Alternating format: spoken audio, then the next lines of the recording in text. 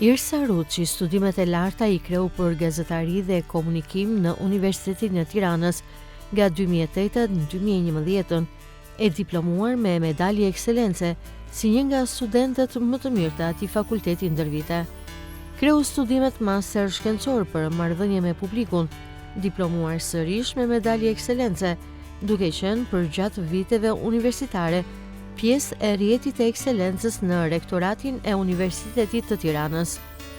Fill pas studimeve, Irsa u emërua pedagoge me kohë të pjesshme në fakultetin ku studioi, e disa muaj më vonë nisi punë në kryeministri si pjesë e stafit të fjalimshkruesve të atij institucioni. Ajo ka mbajtur postin e drejtueses së përgjithshme të shërbimit kombëtar për rinin, institucion ky i Ministrisë së Arsimit, Sportit dhe Rinisë. Irsa është autore e librave Trokas mbi ajër, poezi dhe ese, Për shtjellim, poezi, Urat e bashkimit, antologji me përkthimin e rreth 50 autorëve ndërkombëtar, Poezia e absurdit, poezi të botuara në mbi 100 antologji dhe revista ndërkombëtare, dhe është nominuar për Pushcart Prize 2016 në Shtetet e Bashkuara të Amerikës, si dhe Best of the Net në Kanada. Sapo ka botuar dhe librin e parë me tregime, bazuar në histori të vërteta fëmijërie. Në moshën 17 vjeçare, fitoi çmimin e parë në Shqipëri si poetja më e mirë. Aktualisht është duke dhënë kontributin e saj në fushën e marrëdhënieve publike, me studimin dhe përgatitjen për botim të një tjetër libri që ka lidhje me punën e saj në auditor dhe disiplinën e të folurit në publik, si dhe është angazhuar si ekspert e arsimit, pas si fushatë disa mujore në terren me mësues, prindër e të rinj, duke propozuar mediatikisht disa reforma në sistemin arsimor. Pra të nderuar shikues të Atlas Njerëzor këtu në Blu Televizion, dhe nga i serti që ne ndoqëm është Irsa Ruçi, e cila ka përfunduar studimet për gazetari dhe komunikim në Universitetin e Tiranës me medalje ekselence, ndërkohë që sot është pedagoge, është poete, është shkrimtare, por më shumë është një zë i angazhuar për çështjet e arsimit, dhe unë kam kënaqësinë që ta kem sot në studio. Mirë se erdhe, Irsa Ruçi. Mirë se ju gjeta dhe faleminderit për praninë time këtu dhe për ndjeshmërinë që keni ndaj fjalës. Bashkë sot, të nderuar shikues, do të ndjekim rrugëtimin e Irsa Ruçit, që është rrugëtimi një gruaje që ëndrat i bëri realitet përmes punës, pasionit, besimit dhe dashurisë për fjalën. Irsa Ruçi, e thash dhe pak më përpara, edhe pse gjatë insertit shikuesit e ndoqën kush është Irsa Ruçi, por cila është Irsa përtej profesionit? Si u ta përshkruanit veten tuaj? Unë jam shumë, le të themi, shumë ndryshe në përditshmërinë time nga ajo që njerëzit shikojnë tek ajo që lexojnë. Pra, shpesh më lexojnë dhe më thonë nuk qases shumë me njeriu. Pra, përpiqem që në realitet të qëndroj, le të themi, të qëndroj me këmbën në tokë për të kuptuar se jeta nuk është thjesht ajo fjale e bukur, por është përtej fjalës. Pra qëndron njeriu, qëndron përditshmëria, qëndrojnë angazhimet, punët, vështirësitë mbi të gjitha. Dhe ajo që pastaj është, le të themi, ajo veshja mburoja, është profesioni, është, le të themi, jam përpjekur ta përshtas profesionin në përditshmërinë time, pra t'i jap një zë përditshëm. Edhe pse profesionin në kryeterës nuk ka qenë le të themi një pasion i imi, pra ka qenë dëshira ime shumë e madhe, duke qenë se gjatë gjithë rrugëtimit tim nuk di ta quaj fat i mirë apo vullnet, por kam pasur gjithmonë tendencën të kërkoja maksimumin, notat maksimale gjithmonë, dhe kam qenë studente e ekselencës edhe më parë se të isha në shkollë të lartë, dhe kam pasur atë besimin e verbër që do të isha mjeke dhe dëshirën e madhe. Duke qenë se isha në dilemën midis të qenit juriste apo mjeke, e tillë ishte struktura e maturës shtetërore atëherë kur isha 1000 pikë mbrapa edhe nga mjekësia dhe nga juridiku. Pra ishte një zgjedhje e përgjysëm, gjë që më bëri që të humbja të dyja degët dhe rastësia më drejtoi drejt gazetarisë. Një degë që unë nuk e kisha menduar, të them të drejtën, nuk është se e doja, dhe e kisha plotësuar vetëm për të mbushur ato numrat. Dhe ditën e parë kam vajtur duke lotuar dhe me idenë që nuk e doje, do ta braktisje. Jo, me idenë që unë do ta bëj për hir të faktit që unë kam qenë ekselente dhe meritoj të bëj më të mirën time në këtë degë që jam. Pra, pavarësisht se prindrit më sugjeruan edhe degë të tjera, ishin hapur edhe le të themi universitetet private. Unë zgjodha atë ku fitova vetë, pra atë që fitova me këllqet e mia, i thosha.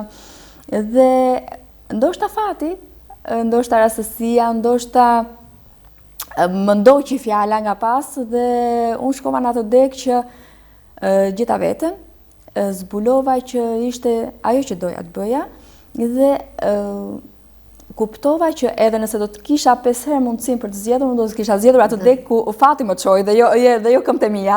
Dhe doli dhe rezultoi sukses. Dhe rezultoi që unë e dashurova si le të themi si degë studimi, më pëlqeu ambienti, më pëlqeu mënyra se si ishte ndërthurur ajo degë dhe mbi të gjitha sepse fjalën tashmë që unë e përdorja në kuptimin letrar dhe metaforik, mund ta përdorja shumë mirë si një zë të fuqishëm për të bërë një diferencë edhe në realitet dhe në terren. Pra, për t'i dhënë një zë i cili do të shprehej bukur terrenit, por do të qëndronte me të vërtetën. Dhe duke mbetur këtu, si ju kujtohet ajo vajza e vogël që ëndëronte të bëjë gazetare, a ishte ajo e njëjtë me gruan që është sot Irsa? Në fakt, kur mendoj fëmijërinë time dhe gazetaria duke një gjë shumë le të themi, më duke një gjë shumë e paprekshme. Pra, i kanë qenë ato emisionet për fëmijë, unë merja ato litarët me cilën hidheshim dhe i përdorja si mikrofona për të intervistuar shoqet e lagjes. Çështja është që nuk e kam menduar asnjëherë, nuk e mendova përgjatë rrugtimi veten si gazetare. Madje çudia ime më e madhe është se kur dëgjoja njerëz që flisnin, më duke shumë e vështirë të shkruaje një fjalim, të bëje pra të shkruaje një stil që mund të ishte publicistik. Ndërkohë që kjo ishte gjëja pastaj që shënjoi gjithë le të themi karrierën time deri tani. Pikërisht ajo që unë i trembesha kur isha e vogël. Po që nuk jam përpjekur asnjëherë të bëj një matje, pra ose të bëj le të themi një balancë të asaj që kam dashur të isha, të asaj që jam, sepse e mendoj jetën si një rrugtim.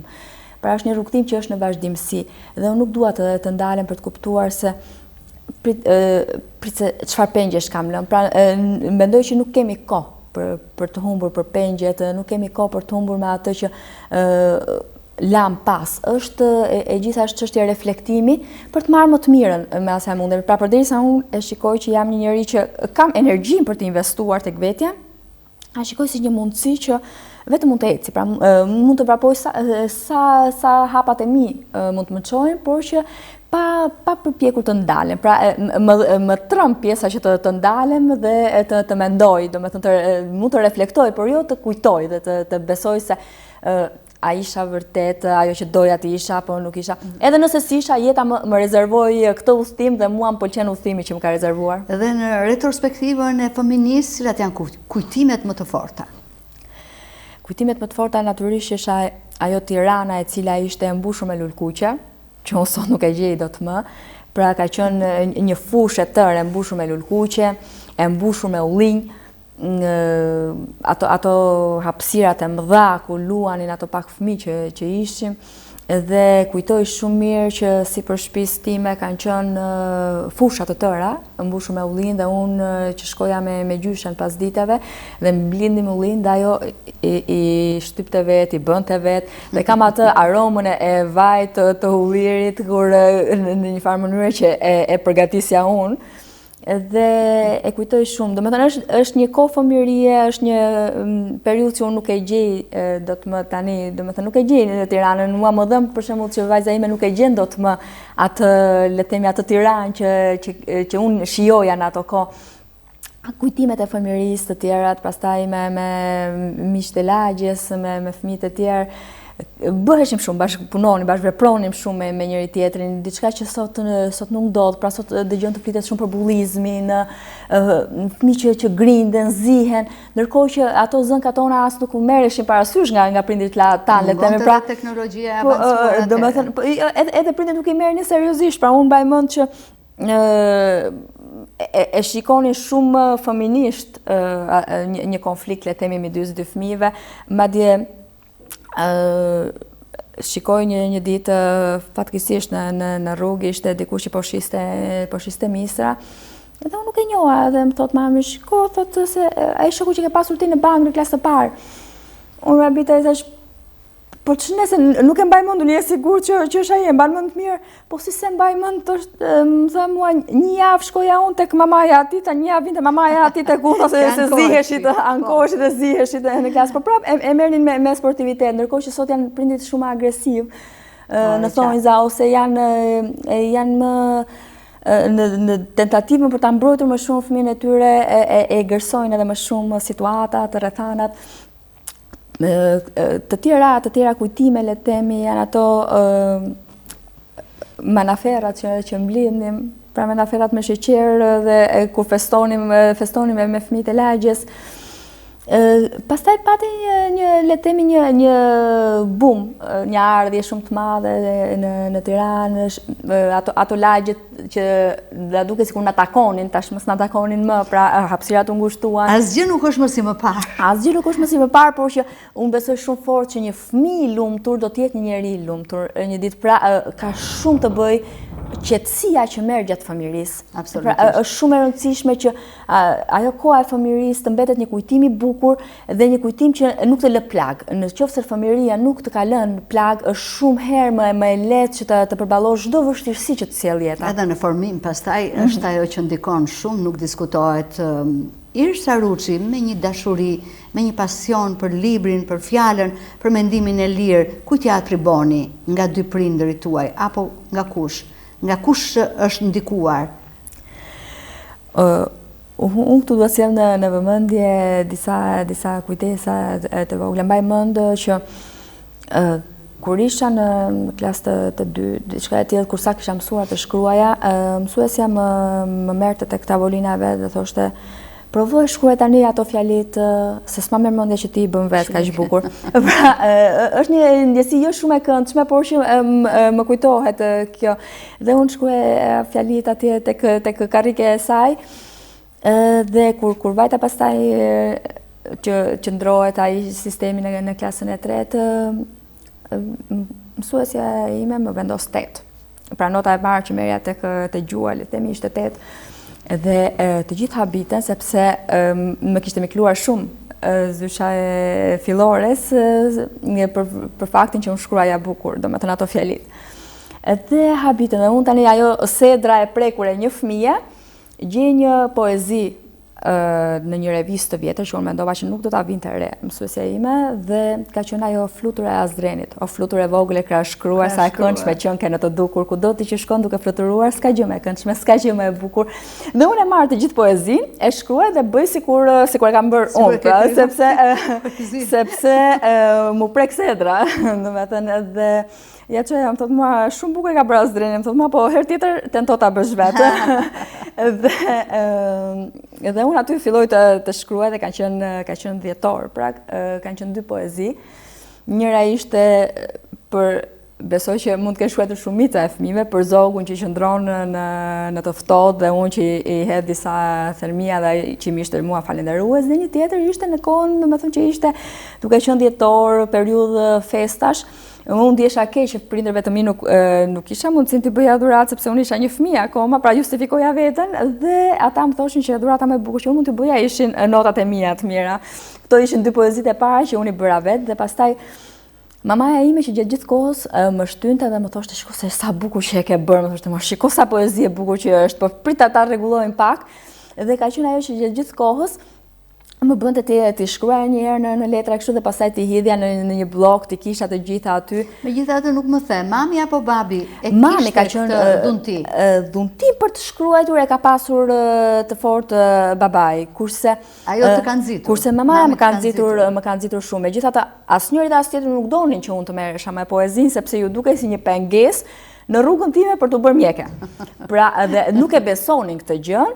Nuk e besonin që unë mund të kisha një talent derisa unë fitova çmimin e parë dhe e pa që ishte diçka e rëndësishme. Pra ishte shumë serioze se sa thjesht disa poezi adoleshente. Pra e kuptuan që ishte një talent, jo thjesht një dëshirë ime për të shkruar. Dhe aty pastaj bërën të gjitha përpjekjet e mundshme që unë të merresha seriozisht me letërsinë. Cila është fjala apo një mësim që juve ju ka mbetur dhe ka qenë një udhërfyes në jetën tuaj? Për mirë apo për keq? Pra, domethënë, unë kam pasur të ka orientuar, të ka drejtuar, nuk ka rëndësi mirë apo keq. Është një në disa fusha të ndryshme, pra le të themi në fushën e profesionit më ka orientuar besimi që unë mund t'ja dal. Pra kur dikush që ti e vlerëson shumë nga pikpamja e mënyrës se si e ushtron, le të themi, publicistikën, të vlerëson dhe të thotë që ti mund t'ja dalësh, atëherë ky është një besim shumë i fortë dhe është një, le të themi, një krah që të hidhet, sepse ndonjëherë qoftë edhe një fjalë ngrohtë ose një mendim i mirë është një augur që ti t'ja dalësh vërtet. Pastaj kanë qenë shumë, domethënë kanë qenë që nga fëmijëria, kanë qenë zyshat e mia të letërsisë, të cilat më motivonin jashtëzakonisht shumë. Ka qenë një fjalë në pjesën e letërsisë, ka qenë një fjalë e një botuesit të parë që unë shkrova, pra ishte edhe një mik i familjes dhe ai më thotë, shikoj të mua se deri në 18 vjeç shkruajnë pothuajse të gjithë. Është e lehtë për të shkruar, sepse janë emocione. Çështja është që a do mbetesh poete mbas kësaj moshe. Dhe mua më preku shumë kjo, më preku fuqishëm dhe unë edhe nëse nuk isha, le të themi, frymëzimin për të shkruar, unë e ushtrova, sepse mendoja gjithmonë që truri është një muskull që ka nevojë të ushtrohet dhe nuk doja ta humbja këtë talent që kisha tek vetja dhe ushtrohesha, edhe nëse ajo poezi mund të përfundonte në koshin e plerave një moment, po vetëm mendimi që unë mund mos shkruaj më, sepse deri në 18 vjeç është ajo, le të themi, pjesa e frymëzimit që vjen natyrshëm dhe pastaj shpuna më shumë, nuk doja ta humbja këtë dhe e skalisja veten me idenë që të punoja. Domethënë, por ka shumë fatmirësisht për mua ka patur njerëz që e kanë kuptuar që ato dëshirat që unë kam pasur kanë qenë jo thjesht peka, kanë qenë mbi të gjitha pasione me të cilat unë investoja vullnet. Dhe kështu që një fjalë e mirë më ka mjaftuar, sepse kaq besoj se mjafton për një njerëz që e ka guximin, e ka dëshirën që të eci. Besoj se fjala e mirë është ajo dora mbi supë që të ulet në një moment. Është e vërtet, është motivuese gjithmonë. Flasim që je rritur me ekselencën. Çdo të thot për ty, është një kuror suksesi apo ekselenca është një përgjegjësi e përhershme?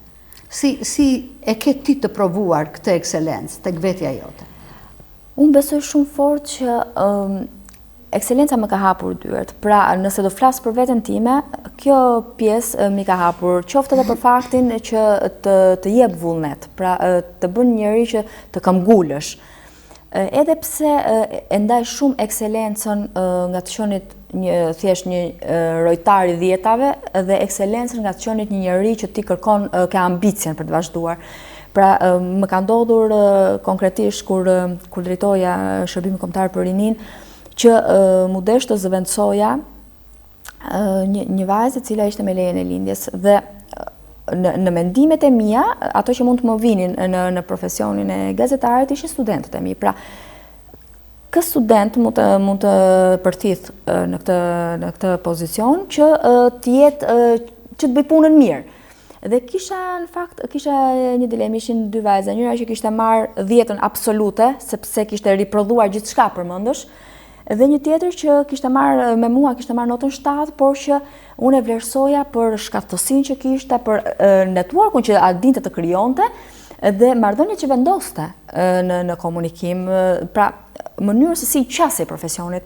Dhe unë ka marrë pikërisht, pra kërkova dhe gjeta atë vajzën që kishte marrë një notë mesatare, por që besoja që mund të ishte shumë e shkatët në profesion. Pra, dhe gjithmonë i them studentëve, nuk ju vlen ajo nota, e cila mund të rri atje në letër nëse atë noti nuk di ta vendosësh në praktik. Pra, në qoftë atë ekselencë nuk di ta vendosësh në praktik, qoftë edhe me pjesën që të kesh vullnetin më shumë për të punuar, të kesh vullnetin për të kërkuar, të kesh ambicien që të shty të kërkosh gjithnjëherë më shumë nga vetja, nuk ka asnjë vlerë.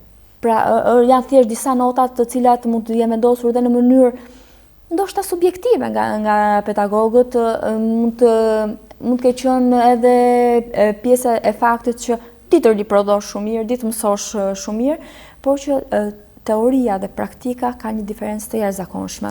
Pra ti e ke shijuar përgjithsisht Unë kam shijuar sepse ke quajtur as mburoj dhe as bas. Sepse nuk kam tentuar asnjëherë të kërkoj 10-ën në kuptimin që të thjesht të marr notën, por kam dashur gjithmonë që atë notë që të marr më jap le të themi njohuritë e duhura që unë ta zbatoj një ditë. Dhe e kam parë si ekselencën e kam parë si një mundësi që mua të më tregoj se di të bëj diçka shumë mirë, ndoshta edhe më mirë se bashkëmoshatarët e mi, nëse do të më jepej mua në dorë le të themi një projekt apo një punë e caktuar. E vlerësoni suksesin kështu kur vjen nga puna, nga këmbëngulja, nga përkushtimi? Absolutisht po, dhe e shijon shumë. Pra kur është ja u them gjithmonë studentëve, mund ta merrni një profesion të caktuar, mund ta merrni një punë të caktuar, dikush mund t'ju bëj pak vend, por nuk ka si kënaqësia e të shijuarit të një sakrifice që ke bërë. Pra, nëse ke bërë një sakrificë dhe e ke marrë me mund dhe me përkushtim, le të themi një punë të caktuar, një projekt të caktuar, një profil, ti e shijon dhe ndjen të gjithë atë kënaqësinë që të dhuron ajo pastaj më vonë. Domethënë nuk ka si diçka të cilën e ke fituar përmes punës dhe djersës tënde. Është e çuditshme se si ju keni realizuar edhe ëndrat tuaja. Përveç kësaj që ju thatë gjatë gjithë kohës tani në këtë transmetim të punës, të përkushtimit, po gjithsesi, më thënë, është shumë e çuditshme, kam lexuar pak tek CV-ja juaj, dhe më ka bërë përshtypje që ndëroni të punonit në zyrën e kryeministrit. Dhe ja arritët. Si? Në fakt, kam një kujtesë shumë të bukur që unë sot ja përmend ti me motre. Ka qenë diku marsi i vitit 2013, ende nuk ishin bërë zgjedhjet, ende nuk ishte krijuar qeveri e re. Unë isha akoma studente dhe kisha temën time të masterit për të përfunduar dhe kisha zgjedhur, le të themi, nga pikpamja e publicistikës të zotit Rama. Kisha zgjedhur publicistikën e tij për ta studiuar. Dhe isha manitur. Realisht domethënë kishte një publicistik që ishte jashtëzakonshme, një retorik fjale shumë të fortë. Dhe po kaluja me ti me motor përballë RTS-s, ishte ajo rrugica aty dhe më thot mua, cila është puna që ti do kisha ëndër ta bëje? Jo ajo që mund ta bësh një ditë, pra një punë e zakonshme, një punë që ti beson që nuk mund ta bësh, pra nuk do e bësh ndonjëherë, por që ti e ke ëndër. Edhe unë thash, do doja shumë, thash që të shkruaja fjalimet e Ramës, e thash unë, po domethënë, nëse do të ishte kryeministri mua do më pëlqente kjo gjë, sepse i pash që kishte, pra mu duk si shkollë të qenit pranë pjesës së fjalimeve të kryeministrit, mu duk si një shkollë më vete, e vlerësoja. Si artikuluesi, dhe është një nga publicistët, ide një gjuhës shqipe. Dhe është një nga publicistët më të mirë që mund të ketë gjuhar shqipe. Dhe çështja është që rastësia apo fati mua më çoi që të shkruaja fjalimet, pra të isha pjesë e stafit të fjalimshkruesve, që është një privilegj i jashtëzakonshëm për mua, një përgjegjësi e jashtëzakonshme, pra unë isha ende shumë e re, le të themi në moshë, nuk e di nëse më ka bërë më mirë apo jo, sepse edhe të ezauron, pra 24 vjeç të merresh me fjalën në të tillë dimension, pra se nuk është një fjalë që thjesht ti përshkruan diçka të bukur apo le të themi është një fjalë që është thjesht artistike, retorike. Është një përgjithësi e realitetit, pra është një fjalë e cila vishet edhe me vështirësitë që jep pjesa terreni politik, terreni ekonomik, social. Pra ka peshën dhe përgjithësinë e vet ajo fjalë, pra rëndon fjala shumë më tepër. Por që e vlerësoj dhe sot e kësaj dite si atë dritën që mua më krijoi. Pra, nëse diçka më ka formuar, le të themi profesionalisht, që unë sot e ndjej veten shumë të aftë, të merrem me çdo lloj pune dhe që ka të bëjë me profilin tim, ka qenë pikërisht ajo, le të themi, ai fillimi që u mora me pjesën më të vështirë të mundshme të profesionit tim, për të në një moshë aq të re. Dhe ishe 24 vjeç. Isha 24 vjeç dhe prandaj thash nuk e di a ishte mirë apo sepse sido që të jetë, nuk e ke pjekurinë e duhur. Pra ti mund të kesh talentin, mund të kesh forcën, nuk besoj unë. Pra nëse sot do kthehesha, le të themi 10 vite më vonë, do shikoja që mund të shkruaja diçka më ndryshe, pra ka gjithmonë vend për të kritikuar veten dhe ka gjithmonë vend për të krijuar një hapësirë të re për fjalën. Pra fjala është një dimension që ndryshon me kohën dhe ndryshon edhe me moshën, ndryshon edhe me pjekurinë dhe nëse sot do i kthehesha për shembull, absolutisht do e vlerësoja sepse të jep përgjegjësi në një moshë shumë të re. Pra unë kam fituar atë përgjegjësi dhe le të themi përkushtim në punë vetëm fal asaj atij presioni të kohës, presionit të punës që mora në atë moshë. Ishte kohë shkurtër? Ishte kohë shumë e gjatë. Puna? Ishte një kohë shumë e gjatë, ishte deri mbi 5 vite. Mbi 5 vite. Sot ju nuk jeni aty. Cili është mësimi i madh që ti more dhe sot e ke buzull? Çështja është që unë e kuptova që 5 vite ishin shumë mjaftueshëm për të dhënë gjithçka që mund të jepje, dhe po ishin shumë pak për një njeri që ishte 30 vjeç dhe kërkonte të rritej. Pra, ajo që maksimumi që mund të jepej në 5 vjet, dhe kështu që kërkova diçka më energjike dhe në atë kohë shkova si drejtoresha e përgjithshme e shërbimit kombëtar për rinin, një institucion që ishte në varësinë e Ministrisë së Arsimit, Sportit dhe Rinisë në atë kohë, për të marrë atë energjinë e të rinjve, pra për të përfshirë në atë energji. Por që mësimi më i madh që mora, le të themi, është që ndonjëherë nuk duhet të naiviteti në punë, pra i sinqeritet, sepse të merret për naivitet, pra nuk duhet besuar gjithçka që ti shikon, nuk duhet shpërndar gjithçka që ti shikon, këtë të paktën e kam pasur gjithmonë motiv në vete. Dhe do të them edhe 3 shprehje që më tha profesori im i ndjes past, i cili kur mori vesh që kisha nisur atë punë, më tha mua do të lë 3 porosi, më tha, sepse ai kishte punuar gjithë jetën e tij në marrëdhënie me publikun dhe në administrat dhe e njihte nga brenda. Më tha mua asnjëherë mos merr përgjegjësi më shumë se ç'duhet, sepse do të vijë një moment që ato përgjegjësi do të lodhin, por të tjerët janë mësuar të t'i veshin ty mbi kurriz dhe ti do vazhdosh t'i mbash mbi kurriz, por nuk do kesh këllçe më t'i mbash sepse do lodhesh. Tani e ke nga entuziazmi, nga euforia. E dyta më tha mua, unë e di shumë mirë që ti ke qenë një studente ekselente, po ki parasysh që mos sa thuash asnjëherë se kush të ka çuar atje apo si e ke fituar një vend pune, sepse brylat janë shumë të forta dhe nëse marrin vesh që ti e ke fituar për shkak të ekselencës tënde, është të sulmojnë shumë më tepër dhe shumë e vështirë për të mbijetuar në atë terren. Dhe treta, më tha mua, do të them një shprehje angleze, tha që gjithmonë në rrugën tënde do të hedhin gur. Është aftësi dhe merite jote nëse do ndërtosh një ur apo një mur. Dhe unë i kam pasur rrëfyese të treja këto shprehi. Dhe profesori kush ishte? Agim Nezaj. Që është ndar nga jeta. Dhe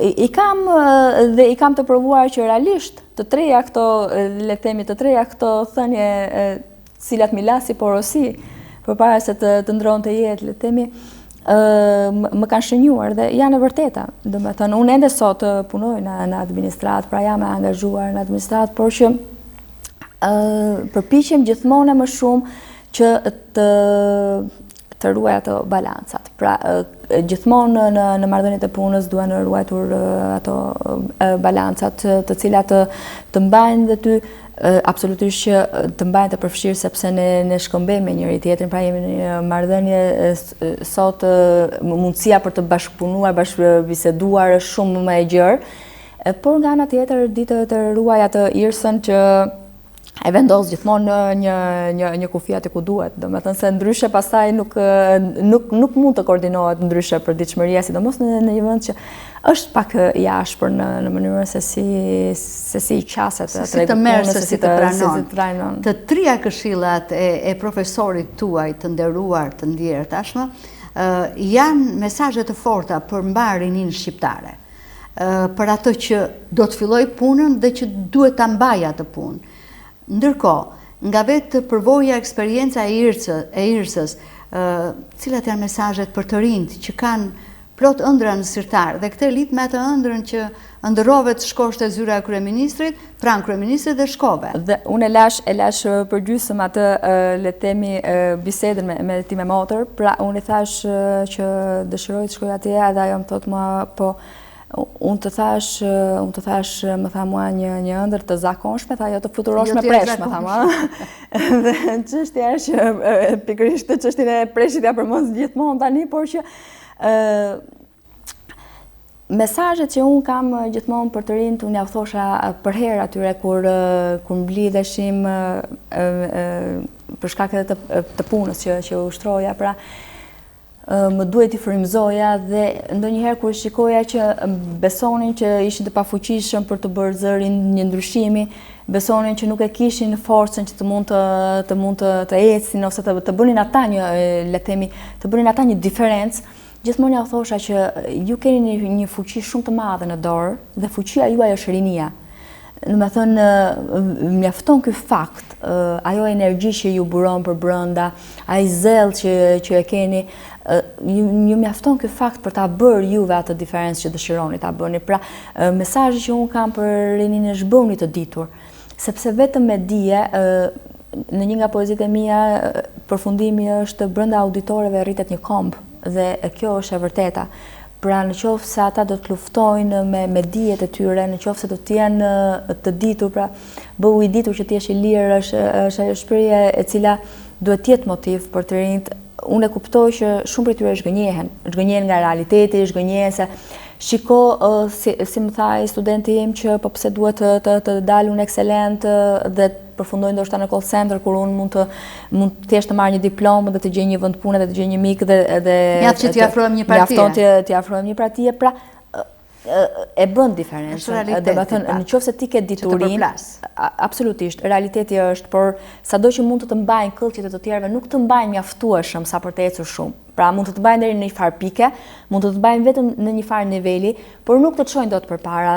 Është ajo energjia që buron prej të rinjve, është zgjuarësia që duhet të kenë dhe është dituria me cilën duhet të investojnë tek vetja, që do t'i çojnë përpara në atë rrugtim që duan të ndjekin. Pra nëse thjesht duan një rrogë të zakonshme dhe nëse thjesht duan të kalojnë për ditëshmërinë, deri diku ja u pranoj atë pjesën e neglizhencës, por nëse duan dhe kanë ambicien për të vazhduar, për të rrugtuar gjatë në udhëtimin e tyre, absolutisht i duhet që ta veshin me inteligjencë dhe me aftësi dhe me cinizëm, absolutisht po, dhe rebelim. Unë i adhuroj shumë ata studentë të cilët janë rebel në mësim, nuk pranojnë çdo gjë që ti u thua, e vënë në dyshim fjalën tënde, pra e kërkojnë atë le të themi, e kërkojnë të ndryshmen, të vënë në ato prova dhe të testojnë gjatë gjithë kohës. Kërkojnë pse dhe luftojnë dhe vetë për ta gjetur atë pse, pra nuk e presin nga dikush tjetër atë pse, luftojnë edhe për ta pasur armë të tyre në atë pse në xhep. Ja adhuroj të tillë studentë dhe realisht që do doja që realiteti shqiptar të kishte sa më shumë të tillë. Pra, një diplomë sot mund ta marrësh shumë lehtë. Një notë sot mund ta marrësh shumë lehtë, nuk e bën më diferencën ajo nota, nuk e bën më diferencën as le të themi një vlerësim i zakonshëm, as ajo kartoni që tundet në duar, domethënë dhe që duket sikur të hap shumë dyer, nuk të hap asnjë derë më. Pra, të rinjt e kanë kuptuar këtë gjë që ai karton që marrin në fund të një cikli studimi nuk të hap dyert. Ajo që të hap derën është këmbgulja dhe forca me të cilën ti ballafaqohesh me realitetin, mënyra se si qasesh realitetit. E qartë. Irsa, emisioni im Atlas Njerëzor është edhe ecën nëpërmjet koordinatave. Së ndaj dhe është Atlas Njerëzor. Dhe ne kaluam dhe po i shkojmë, domethënë deri në fund rrugëtimit tënd, po të flas me ti.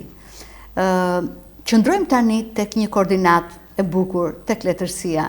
Letërsia që aq shumë e duam të dyja, po tani po flasim për ty. Letërsia e cila ti jo vetëm e adhuron, të cilën jo vetëm e adhuron, por je dhe pjesë e saj, sepse shkruan. Unë doja ta nisja me një pyetje shumë të thjeshtë. Çfarë ka qenë letërsia për ty dhe të ka mbrojtur botën shpirtërore nga presionet, si u fute në letërsi, gjithmonë si pjesë e saj, jo thjesht si dashamirëse, si e dashuruar pas letërsisë. Ka patur dy pika le të themi që kanë qenë negative dhe pastaj do të flas për pjesën pozitive të saj. Pra kur unë do të botoja librin e parë, isha ftuar në një emision televiziv dhe aty pash një nga analistët që është më në zë sot, por që kishte edhe një shtëpi botuese. Dhe ja them, ai nuk më njihte. Unë sapo kisha fituar çmimin e parë atëherë dhe kisha në atë euforinë e pjesës që shiko se unë që kam talent i rrallë, domethënë se kur je dhe adoleshent dhe fiton dhe një çmim pastaj edhe fluturon ndonjëherë kështu kot domethënë, por që e kisha dashurinë dhe kisha dëshirën shumë të fortë për të botuar dhe ai më thotë mua, shikoj, më thotë mua, e di ç'ke, se unë isha bashkë me babain aty. Thotë të t'i japi ato lekë që do botoje librin, të t'i japi babit bërë ca pushime dhe s'ke pse boton fare. Pra ishte një ndjesi shumë negative që unë edhe sot kur shoh njerëz në televizion që flasin për dijen, por që e transmetojnë në këtë mënyrë tek një njeri dijen, krijoj një, le të themi, një ndjesi shumë negative brenda vetes time. Pra nuk mund të thuash një vajzë 17-18 vjeçare e cila ka jo vetëm një talent, por e ka provuar dhe në realitet që mund të investohet në atë fushë, që shiko se mos bë fare libra, por shko bë një palë pushime. Kjo ka qenë ndjesia e parë negative që ka marrë, dhe e dyta ka qenë pra një shtëpi shpërndarse librash, që ishte një njeriu i afërm i imi dhe unë shkoj mbasi e botoj librin, shkoj me dëshirën shumë të madhe që ai libër të arrinte në duart e sa më shumë njerëzve. Pa doja që të lexohej sa më shumë. Dhe më thotë mua, shikon ato librat stok atje, më thotë mua, ato janë librat e Kadares. Po deshe lëri, po ashtu do përfundojnë dhe të tut. Dhe ajo ishte ajo ndjesia e dytë, domethënë që ato krahët, nëse i ke krijuar ato krahët, këto dy raste ishin që të prisnin. Dhe gjithatë të ishte nga ato natyra që nuk do uleshe, po do ngrihesh më lart. Absolutisht jo, unë botova dhe pash, në qoftë se do jetë thjesht për kënaqësinë time, le të jetë për kënaqësinë time, por nuk e lë. Unë kam gjithmonë atë ndjesinë që njerëzit shkruajnë për të pastruar shpirtin dhe këtë ndjesi nuk ma largon askush. Dhe kur kam nisur shkruajta dhe nuk po më mjaftonte. Pra unë shkruaja, lexuesi shqiptar është e vështirë të gjejë një letërsi, ta pranoj një letërsi që është serioze shumë, pra do më shumë ato gjërat që përtypen lehtë. Po të shikoni janë poezi të cilat janë shumë të lirshme, të lehta, kuptohen për njerë, ose më saktë jepet ai mesazhi, të cilat përthithen shumë më lehtë nga audienca, kurse poezia serioze kërkon një audiencë shumë të ngushtë, pra e ka fokusin shumë të ngushtë. Unë doja të mbetesh atë poezia serioze. Pavarësisht se e dija se si ishte dhe letërsia. Çfarë nuk kupton me serioze? E ke fjalën për poezi meditative, filozofike? Një poezi e cila shkon përtej fjalës. Pra kërkon të prek në shpirt, kërkon të kap thelbin njerëzor, pra që ti mund ta interpretosh sepse jam gjithmonë e mendimit që ndonjëherë autori nuk e di as vetë se çfarë shkruan dhe prandaj nuk e kuptoj asnjëherë ato pyetje se çfarë ka dashur të thotë autori. Është më duket pyetja më naive dhe më absurde, sepse shpesh autori niset me një ide, por ndërkohë vrulli edhe ai fluksi mendimeve mund ta çojë në një tjetër rrjedh. Pra poezia serioze është ajo poezi e cila prek çdo tematik, por nuk e prek përciptas. Dita përdor fjalën edhe me nën tekste, me metafora, dita ta përthyer fjalën kur duhet për të dhënë një mesazh të caktuar. Edhe unë qëndrova tek ajo poezi. Pastaj duke dashur që të shkoja përtej kufive të Shqipërisë, nisa ti përkthej. Dhe ka qenë shumë e vështirë në fillim të botoheshin jashtë. Pra, sepse ne na duket sikur vetëm ne I kemi ato paragjykimet, ato le të themi tendencën për të krijuar ato stereotipet, por I kanë të huajt shumë. Dhe në fillim shikoja që unë dërgoja dhe refuzoheshin, derisa një prej revistave I dërgoja të përkthyera, dërgoja poezi në revista të huaja, të cilat ishin serioze dhe të mëdhaja për tu botuar. Dhe refuzoheshin, derisa një faqe, një shtëpi botuese angleze, e cila ishte një nga më të mëdhajat në Europë, I mori me shumë dashamirësi dhe unë pastaj kur I ridërgoja në vende të tjera, e vendosja edhe atë, le të themi pjesën që isha botuar në atë vend. Dhe filloi dal ngadalë të botohesha dhe kam botuar në mbi 100 revista ndërkombëtare, pra antologji dhe revista ndërkombëtare. Dhe ata njerëz të cilët në fillim nguronin dhe e kishin të vështirë të pranonin, të botonin një autor nga Shqipëria, më vonë shkruanin emailjet dhe thoshin jemi shumë të lumtur të presim poezitë tuaja, jemi shumë të lumtur të kemi pjesë të autorëve. Një apo dy poezi që dhe janë botuar në revista jashtë shtetit? Libri im I katërt, Poezia Absurdit, është I gjithi me 100 poezi të botuara në 100 revista. Pra janë të gjitha poezitë të botuara në revista ndërkombëtare.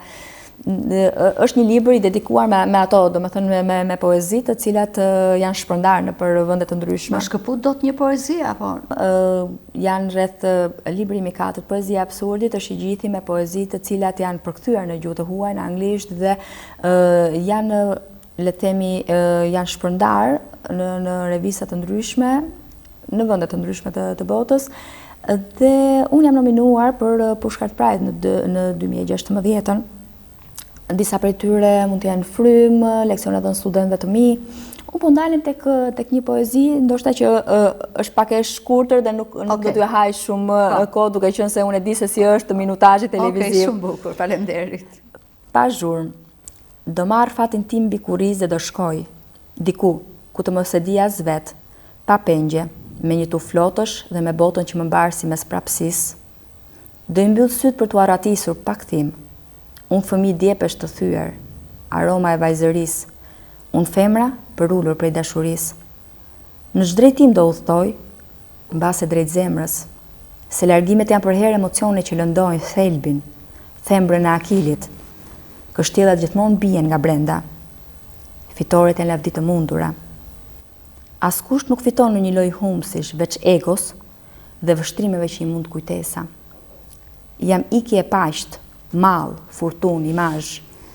Vetja më kthen nga rruga, qëndron ajo dhe kur unë nuk jam. Me dy fjalë, bukur shumë poezia, me dy fjalë, nga çfarë largohet Irsa dhe ku shkon? Unë përpiqem të largohem gjithmonë nga ato mjedise toksike të cilat nuk më japin frymëzimin për të shfaqur energjinë time, sepse e di dhe e pranoj tek vetja që kam një energji të pashtershme, të cilën nuk më lodh puna. Pra jam një nga ata njerëz që kur punoj nuk lodhem, kam të kundërtën, pra më frymëzon shumë lodhja, më frymëzon shumë të qëndroj, të mundohem shumë për të arritur diçka sepse e shijoj dy fish më shumë. Pra më jep një kënaqësi shumë të jashtëzakonshme pjesa që të shfaq gjithë energjitë e mia. Dhe shkoj gjithmonë drejt vetes. Pra parimi im është që çfarëdo që të ndodh në terren, njeriu kthehet gjithmonë tek është një rrotullim që ne bëjmë gjithmonë dhe kthehemi gjithmonë tek brendtia jon. Pra, ngado që shkojmë, kthehemi në thelbin, atë që është shpirtërorja jonë, nuk I ikim dot kësaj, pavarësisht se përpiqemi. Unë përpiqem shpesh në përditshmërinë time të përshtatem realitetit në thonjza, në kushtet që nëse shoh një terren të egër të përgjigjem në të tillë mënyrë. Nuk e bën dot. Pra, pavarësisht se përpiqem shpesh të ndryshoj atë thelbin tim për t'u përshtatur ose më saktë për të mbijetuar në një realitet që mund të jetë dhe I hidhur, mund të jetë dhe I egër shumë dhe jashpër. E shikoj që më mund vetja, pra të mund ajo që është, le të themi që rrihet zgjuar brenda teje dhe që mund të jetë ajo e bukur që her pas here të flet dhe të thosh se shiko, diferenca jote nuk është e tjerë si të tjerë, diferenca jote është të kesh karakterin tënd unik dhe të lexohesh nëpërmjet atij karakteri, kështu që unë për herë përpiqem të largohem duke ikur drejt asaj që është, le të themi, atit katharsisit që I bëjnë vetes. Pra, kërkoj gjithmonë atë pastrimin shpirtëror të vetes time për të dhënë një vete e cila do të ishte gjithmonë më shumë e ripërtërir. Pra, unë e besoj shumë fort që njeriu mund të ripërtërihet duke dhënë her pas here energji të reja vetes. Pra, e pëlqen lirikën e dashurisë, po më duket tenton atë filozofike apo jo? Absolutisht që për mua çdo lloj poezie ka, le të themi, ka vendin e vet. Pra, çdo krijim ka atë hapësirën dhe kohën e vet për t'i dhënë kohën e vet. Është edhe në bazë të gjendjes shpirtërore ose më saktë në bazë se si tjetri të lexon, në mënyrën se si ndihet edhe të kupton. Absolutisht unë poezinë filozofike e dua jashtëzakonisht shumë. Pra, është një poezi e cila më bën të mendoj që nuk jemi të përkohshëm. Njeriu është I përhershëm, edhe kur nuk është fizikisht këtu, është shpirtërisht gjithmonë. Pra, është për te çdo bote. Dhe prandaj e dashuroj atë poezinë e cila, siç e thash, unë e quaj atë poezinë e rëndë shumë, por që në thelb është poezia e cila mbijeton. Domethënë dhe nuk kap vetëm qenien tonë si individ, por kap atë pjesën tonë si njerëz, njerëz të cilët janë njerëzor mbi të gjitha. Pra unë kam një poezi tjetër që thotë që ti je njeri, duhet më parë ti je njerëzor. Pra është të qenë njerëzor. Ka ndikuar gazetaria tek poezia juaj? Kur unë kam qenë studente e gazetarisë, më bënte shumë përshtypje se si mund të bëheshin çdo lloj lëndë të mundshme në gazetari përveç letërsisë. Dhe më vinte shumë inat, pse gazetaria nuk kishte. Pra ata nuk donin që le të themi ishte menduar në tillë mënyrë që shikose më shumë në gazetari do të vinë studentë të cilët dinë të shkruajnë mirë dhe do të ngatrojnë me letërsinë dhe për të shmangur atë ngatresën I largoheshin, nuk I qaseshin fare letërsisë. Ndërkohë që unë besoj që ka ndikuar shumë fort letërsia tek pjesa e reportazheve. Unë I adhuroj reportazhet tek pjesa e publicistikës. Pra unë edhe kur publicistika është e rrept në thonjza, përpiqem që ta vesh me letërsi, pra të jetë një publicistikë e cila të jetë njerëzore, të jetë e ndjeshme. E ka nevojën publicistika të letërsisë. Absolutisht që po, domethënë. Dhe edhe në përditshmëri, pra pavarësisht se unë nuk e kam bërë gazetarin e terrenit dhe nuk kam investuar në terren, besoj shumë fort që edhe terreni ka nevojë për atë pjesën, jo për pjesën e artit, sepse e kuptoj që nuk mund të bësh letërsi kur ti transmeton një ngjarje që ndoshta mund të jetë e rëndë, por për pjesën e njerëzores, pra për të dhënë atë shpirtëroren, sepse pavarësisht se çfarë kronike mbulon, pra mund të jetë politik, mund të jetë ekonomi, mund të jetë kronike zezë, çdo gjë ka nevojë për të transmetuar te njeriu njerëzoren. Pra ne japim publikut, nuk japim thjesht një produkt, ne japim një pjesë tonën. Dhe duke I dhënë një pjesë tënden, atëherë duhet t'i japësh atë që I ofron qetësi, atë që I ofron paqen, dhe që nuk e lënë në trauma. E besoj shumë fort të pjesën, pra më trembin ato lajmet për shembull që janë që përpiqen të lënë kronikat, që përpiqen të lënë edhe kronika e zezë, mund të japësh njerëzoren, por I vën atë mikrofonin dikujt dhe fol tani humbur. Që sapo ka patur një humbje dhe është e dhimbshme, domethënë, sepse tek e fundit gazetari aty pasuron dhe veten. Do të bësh diferencë pastaj çfarë do që t'i japësh tjetrit, pra cilën pjesë tënde do të dëshiron që t'i japësh tjetrit? Në respekt të gjithçkaje ju thatë dhe të asaj që sa e përkushtuar jeni në gazetari, por në aspekt tjetër, jo në atë të terenit, unë shpreh keqardhjen time, që ti nuk e ke provuar terenin. Tereni është një dashuri. Është një pasion që nuk rresht kur. Ka qenë një zgjedhje ime. Gazetare e vjetër e terenit. Ka qenë një zgjedhje personale. Pra më është ofruar shpeshherë mundësia që të jem në terren. Pedagogët të mi kanë tentuar shpeshherë të më përfshin drejt terenit, nuk ka qenë. Pra ka qenë një zgjedhje shumë e qartë dhe një fokus shumë i qartë i imi që do të zgjidhja botën akademike, sepse mund t'i bësh edhe të dyja, absolutisht që po, por që të investohesh plotësisht tek bota akademike kërkon një përkushtim shumë të madh. Dhe ndërkohë po të bëja terenin do më duhet sërish të investohesha. Pra, unë nuk e quaj asnjë profesion të lehtë në thonjza ose më të lehtë se tjetrin. Pra, nëse do të bësh një punë, bëje siç duhet ose mos e bëj fare. E kam gjithmonë këtë parimin, ose bëje në të tillë gjë që ti të spikacësh në krahasime të tjera, ose më mirë mos u qas fare asaj pune dhe lëre, sepse do të bëj si të tjerët. Pra në një terren të zakonshëm s'më ka pëlqyer asnjëherë të lundroj. Në përditshmërinë tuaj jeni pedagoge e gazetarisë. Çfarë ju thoni studentëve? Si janë, cila është qasja juaj me ta? Unë gjithmonë ju them studentëve të mi që të jenë të ditur dhe cinik. Pra kam shkruar një poezi pikërisht për ata, leksion e dhënë studentëve të mi, ku i udhëzoj që nuk kanë asnjë vlerë ato kopjet që mund të bëhen aty nëpër banga, nuk ka asnjë vlerë ajo letra që mund të tundet mbas 5 viteve, nuk ka asnjë vlerë që të më dëgjoni mua duke referuar disa gjëra që mund t'i lexoni ndoshta vetë dhe mund t'i lexoni edhe më mirë vetë. Ajo që vlen është që unë të bëhem një zë që ju të hapni një dritare vetë, pra të shihni përtej dhe që të kërkoni më shumë, pra të jeni cinik. Do me thënë, ja u them gjithmonë të jeni cinik për të kërkuar më të mirën, të jeni cinik për të mos lënë dikë që t'ju bëj për budallën, të jeni për të mos i marrë gjërat të gatshme, sepse i kanë shumë qejf gjërat e gatshme sot studentët. Sidomos me këto zhvillimet e teknologjisë, ChatGPT-ja tani bëjnë dhe temat e studimit. Do me thënë, dhe s'ka më keq. Është absolutisht është fatkeqësi, pra në qoftë se ka diçka që mua më vjen keq tek të rinjt është që kërkoj një notë që mund të jetë thjesht fiktive, por që nuk arrin të kërkojnë ose nuk duan ta kërkojnë në dijen. Pra ju duket dhe deri diku nuk ju vë faj sepse ju duket që është e pavlefshme. Në të vërtetë vlen shumë mënyra se si e ke marrë atë notë. Pra ajo që ti mbart pas asaj, ajo dije që ti mbart pas notës. Këto janë ato, le themi ato pikat që unë i diskutoj gjithmonë me studentët, pra i dua ata studentë të cilët janë rebelë, të cilët e bëjnë diferencën, të cilët mbahen mend, pra kalojnë breza dhe ata mbahen mend sepse kanë bërë një ndryshim aty ku kanë qenë. Shkojmë pak në një reflektim të shpirtit tuaj njerëzor.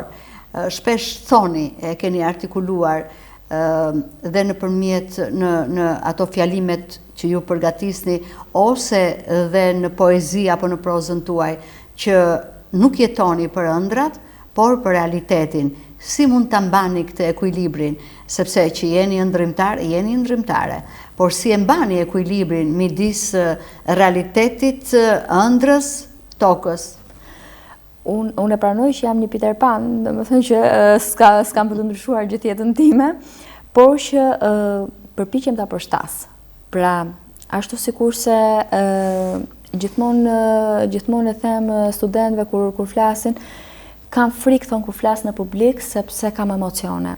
E them, edhe unë kam emocione, e them dhe të kesh emocione është ndjesia më e bukur. Pra, sepse ato emocione pozitive të rrisin. Kështu që e njëjta gjë është edhe tek pjesa e ëndrës. Pra, ato ëndra të cilat janë të bukura të rrisin. Ato ëndra të cilat ti i shesin një mundësi për t'i dhënë vetes kohën e mjaftueshme që t'i kthesh në realitet. Ato ëndra janë, le themi, ato janë hapi i parë me të cilat ti pastaj do të vazhdosh rrugëtimin. Kështu që përpiqem që mos kem thjesht ëndra në sirtar, në koncept shumë të ngushtë, pra që t'jenë thjesht ëndërrime se shiko se unë dua këtë gjën, po këtë gjën nuk e realizoj dot. Pra përpiqem që vetes t'i ushqej ato ëndra të cilat i testoj që janë dëshirë e shpirtit, por që janë dhe vullnet i mendjes, pra që unë mund të realizoj ato ëndra një ditë në realitet, sepse mund të dua shumë gjëra të cilat nuk përputhen me realitetin, nuk përputhen me mua dhe me këllqet e mia, kështu që ato thjesht të harxojnë kohën dhe të humbin energjitë. Kurse ato ëndra të cilat ti sheh si vizione të së ardhmes tënde, ato absolutisht janë shumë pozitive dhe të domosdoshme, pra një njeri rritet me ëndrat. Unë besoj shumë fort që asnjëri nga ne nuk është aq shumë i rritur sa për të hequr dorë prej fëmijërisë, pra për asaj që fëmijërisë në kuptimin për asaj që ëndërron, për asaj që dëshiron. Dhe duke qenë të tillë, i mëshoj shumë faktit që realiteti duhet përshtatur me veten. Pra nuk mund të jetoj si ëndërrimtare dhe të them që shiko se unë kjo jam. Më pranoft apo jo realiteti, unë nuk ndryshoj. Pra, unë sigurisht që këtë karakter kam të mbrojtur, sigurisht që ne formohemi në një mjedis të caktuar, formohemi me disa shtylla, le të themi, themelet tona që i mbrojtim, i trashëgojmë nga familja, nga shoqëria ku jetojmë, nga ambienti, por absolutisht që edhe ja ushqejmë vetes. Pra ne ushqejmë vetes ditë për ditë energji të reja dhe le të themi momente të cilat ne na bëjnë që ta shikojmë realitetin më qartë dhe më pasur, dhe ashtu siç ne duam ta shikojmë. Irsa, në këtë bashkëbisedim e përmendet disa herë fjalën katarsis shpirtëror që na vjen që nga tragjeditë e antikitetit. Nuk më bëri shumë përshtypje përdorimi i këtij termi, por thjesht dua t'ju pyes sepse e pash gjithë rrugëtimin tuaj, po thjesht dua t'ju pyes cili është sekreti që ju gjithmonë, domethënë, i referoheni kësaj pike, të themi, të karakterit të njeriut, të personalitetit të njeriut që kërkon gjithmonë të largojë ato negativitetet dhe gjithmonë të shkojë tek fryma pozitive. Sepse jeta do sjell gjithmonë ato që ti kërkon. Pra, ose më saktë atë që ke në mendje të ta sjell jeta. Pra, unë besoj shumë fort që e para karma të kthehet dhe e dyta jeta të jep atë që mendon. Në qoftë se mendon që nuk do arrish diçka, nuk do arrish diçka. Në qoftë se ti mendon që do arrish diçka, do arrish. Dhe rrugtimi pastaj është një proces më vete dhe ky rrugtim është ajo që unë i them gjithmonë katarsis, pra në një mënyrë për ta mbajtur gjithnjë veten në ato kontrollet, në ato kornizë që nuk të lë të jesh brenda një kornize, do me thënë të jep mundësinë që të shpalosësh veten, por nuk të lë të dalësh jashtë karakterit, pra jashtë asaj që është personaliteti yt. Kështu që ai katarsisi që unë e them dhe që e kam me shumë dëshirë ta shoh si proces të njeriut, është një moment reflektimi. Pra jo një moment pendese, sepse shikoj shumë njerëz që thonë atë isha edhe një herë. Do kisha bërë, është ajo shprehja atë isha edhe një herë nuse pa dia unë si nuseroja. Pra unë nuk e them këtë shprehjen. Jeta një herë jepet, pra një herë kemi atë shansin për të kapur momente të caktuara, dhe nuk ka vend për pendes. Pra në qoftë se do ndalemi te pendesa, nuk do mund të vazhdojmë dot rrugën më tej. Çështja është që mund të reflektojmë dhe atë që e ruajmë si pendes ta kthejmë në një sfidë për të ardhmen dhe unë këti ti them katharsis, pra këti ti them atit pastrimit shpirtëror që largon gjithçka që e ke parë negative tek vetja, gjithçka që nuk të ka pëlqyer deri në atë rrugtim tëndin, për ta transformuar veten në një formë që do të jap më shumë krah të fluturosh, pra do të jap ato krah të shkosh drejt synimit që ke. Cila është fjala? Vetëm një fjalë që do të përkufizonte atlasin tuaj njerëzor. Vullnet. Vullneti? Shumë e bukur. Një vullnet i fuqishëm dhe i pandërprer gjithmonë. Çfarë do t'i thoshit shumë shkurtimisht një vajze të re që sapo diplomohet? Të di shumë, të mësoj dhe të di shumë. Pra, mësimi jo thjesht si diçka teknike, por të mbrutet me dije. Dhe jemi në fund të emisionit dhe shkojmë tek ato që janë si thënie të ditës që duan një koment të shkurtër, vetëm një koment të shkurtër, të lutem. Në zemrën time ka gjithmonë një vend të lirë për të gjithë ata njerëz që janë të sinqert me mua. Absolutisht që po. Do me thënë, është çdo njeri është i pajisur me atë pjesën e sinqeritetit, pavarësisht se si shfaqet, se si duket. Kështu që besoj që çdo zemër ka nevojë për një zemër e cila të jetë me të njëjtin sinqeritet. Zemra dashuron vetëm një herë. Je dakord? Varet se në shkuptim thuhet, por sepse dashuria është shumë dimensionale. Besoj se një nën për shembull dashuron aq herë sa lind. Pra dashuron fëmijën e vet, aq fëmijë sa ka, kështu që s'mund të thuhet, domethënë në rastin e një nëne kjo përjashtohet. Nuk mendoj, janë të përjashtuar ato. Këtu është nëse është në kuptim sërish, prap them sensin e dashurisë. Në dashuri romantike, sërish besoj, ndoshta është ajo dashuria të cilën ti nuk mendon as se a do shkoj apo jo në martesë, as se do ketë trashëgimtar apo jo. As nëse do kemi, ku ta diun, faturat e përditshmërisë, taksat, shtëpinë apo detajet të vogla. Pra është ajo dashuria që lind dhe buron shpirtërore dhe mbetet shpirtërore, domethënë. Kështu që në këtë sens besoj se është e drejtë, por nëse shihet në shumë dimensione siç është fjala dashurisë vet, besoj se ka vend për të korrigjuar paksa. Me njerëz të sillu sikur me zjarin, mos u largosh shumë se ftohesh, mos u afrosh shumë se digjesh. Mba distancat, kështu që nëse arrin të bash balancin, është them se është një provë e kaluar. Pra, absolutisht që duhet ajo, do me thënë, duhet një lloj tërhiqje mos e kput. Në marrëdhëniet njerëzore është gjithmonë kjo, do me thënë, sepse ndodh, ne kemi shprehje shumë të bukur në shqiptar, thonë që mund të zihesh duke ngrënë baklava. Kështu që edhe në ato në mes të ëmbëlsisë mund të ndodhë diçka, kështu që nëse arrin të krijosh distancat e nevojshme, nuk është nevoja as pastaj ta mendosh një njerëz si zjarrin. E shikon një të barabartë me veten që të jep hapësirën që ke nevojë dhe i lejon hapësirën që ka nevojë. Çfarë tremb Irsën sot? Edhe e përfundoj. Hipokrizia, e pavërteta, do të thënë, unë jam një njerëz që nuk gënjej kurrë. Do të thënë absolutisht jo. As të bardha. As të bardha, absolutisht asgjë, sepse besoj që njerëzit që më vlerësojnë mua, do më vlerësojnë mua ashtu siç jam. Pra nuk kam nevojë që të fshihem diçkaje, apo të transmetoj diçka ndryshe për të më pëlqyer. Nëse më pëlqejnë, le të më pëlqejnë, nëse s'më pëlqejnë, nuk më intereson. Kështu që unë gënjeshtrën e kam frikë dhe nuk e dua, pra se nuk më ndodh të gënjej ndonjëherë. Faleminderit shumë Irsa Ruçi. Faleminderit juve për ishte një dritë e bukur në këtë emision. Dhe për ndjeshmërinë e çdo pyetje, sepse arritët që ta përthithnit juve atë dritë. Të nderuar shikues, ishte Irsa Ruçi në këtë atlas njerëzor, sot në Blu Televizion. Besoj se të rinjt i morën mesazhet, publiku që na ndoqi e njohu kush është Irsa dhe ka plot refleksion brenda këtij emisioni dhe plot përsëritje. Faleminderit që na ndoqët. Bashkë mirupafshim.